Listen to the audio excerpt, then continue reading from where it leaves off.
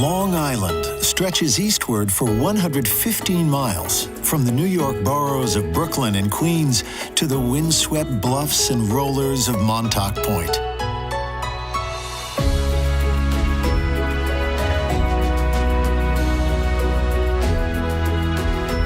In many ways, Long Island is the story of America.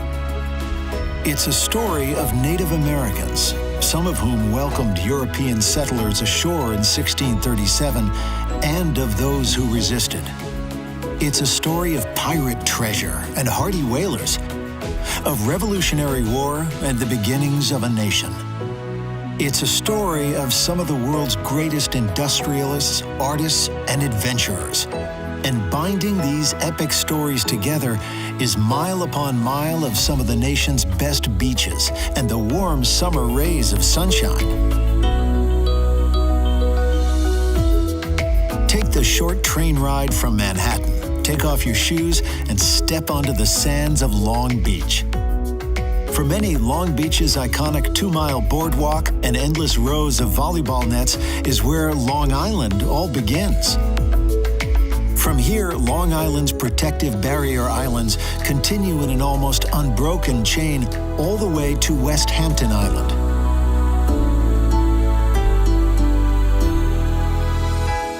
Halfway along the chain, experience the wild, windswept beauty of Fire Island National Seashore. Take the short hike from Robert Moses State Park to the Fire Island Lighthouse, which for generations of immigrants sailing to New York was their very first glimpse of America.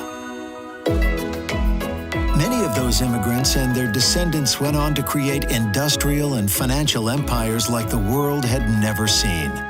And it was on the island's northern shores where they poured their vast fortunes into mansions and summer retreats that rivaled the great estates of Europe.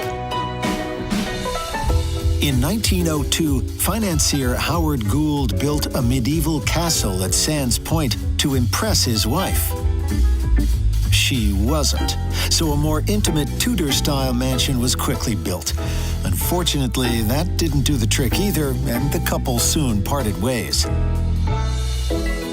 Not to be outdone, in 1921, the insurance magnate William Robertson Coe built his own Tudor-style manor at Planting Fields in nearby Oyster Bay. Coe spared no expense on the 65-room manor, even importing the windows from the ancestral home of Anne Boleyn. During the Prohibition era, Coe stocked his basement with almost $500,000 worth of liquor, ensuring the good times would never end. It was homes and lifestyles like these that inspired the settings and characters for F. Scott Fitzgerald's classic, The Great Gatsby. While some of these great mansions have been preserved as snapshots from a gilded age, others have been repurposed.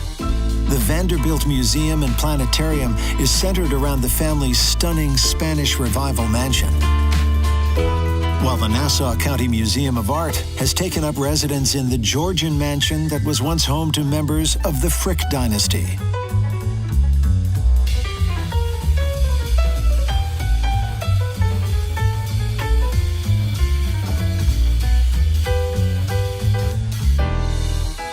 But it wasn't just tycoons who were drawn to Long Island's Gold Coast. Sagamore Hill was the much-loved home of one of America's most popular presidents. Theodore Roosevelt lived here from 1885 until his death in 1919, filling his home with trophies from his expeditions to Africa and South America. The house today is much as it was during Roosevelt's lifetime, right down to his famous Rough Rider's hat, which hangs from an elk antler as if it was tossed there only yesterday.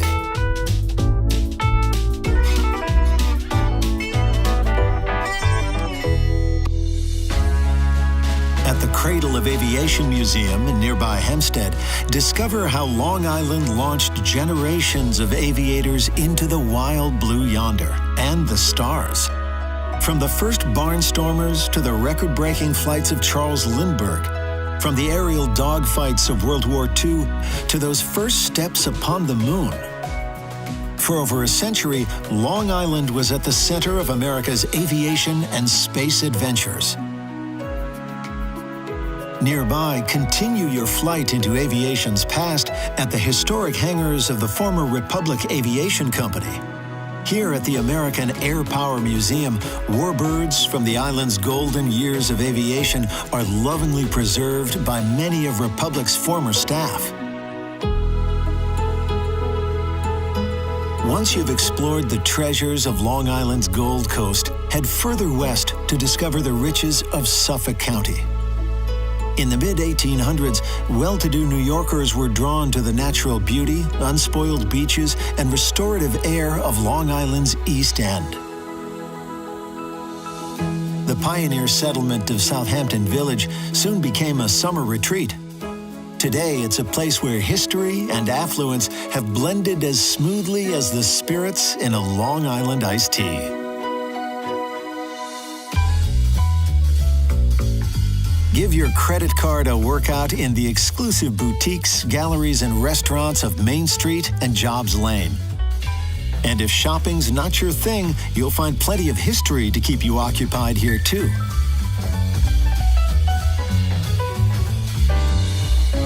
Take a walk through Southampton's early times at the Historical Museum, whose centerpiece is the home of a 19th century whaling captain and his family.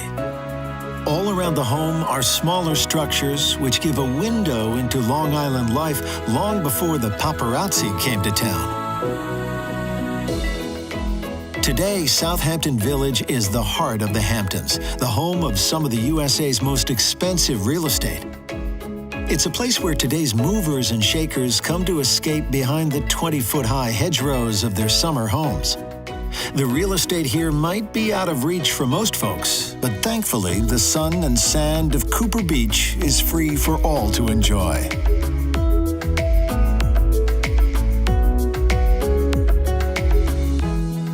It's not just vacationers who adore the mild maritime climate of Suffolk County.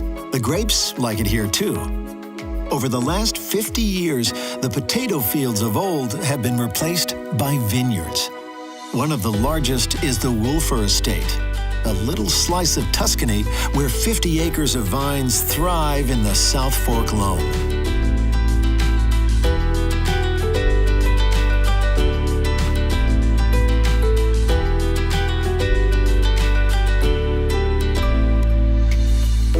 Just up the road at the Channing Daughters Estate, the grapes are still picked by hand and crushed by foot.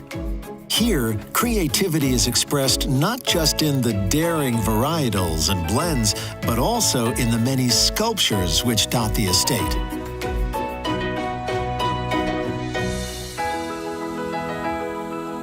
Artists, visionaries, and dreamers have long been inspired by the Hampton Light.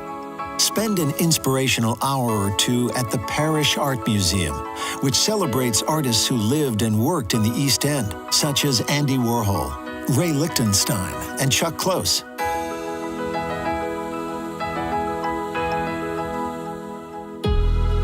Just a short drive away at the Longhouse Reserve, the sculptural works of Buckminster Fuller, Yoko Ono, and William de Kooning sit in perfect harmony with nature.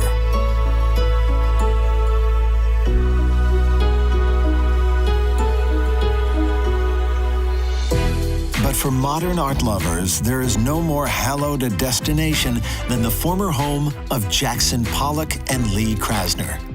It was here, on the outskirts of East Hampton, where one of the 20th century's most important artistic couples lived and painted. Step into the barn and walk upon the paint-splattered floor where Pollock threw himself body and soul into his visionary masterpieces, which shook the art world forever.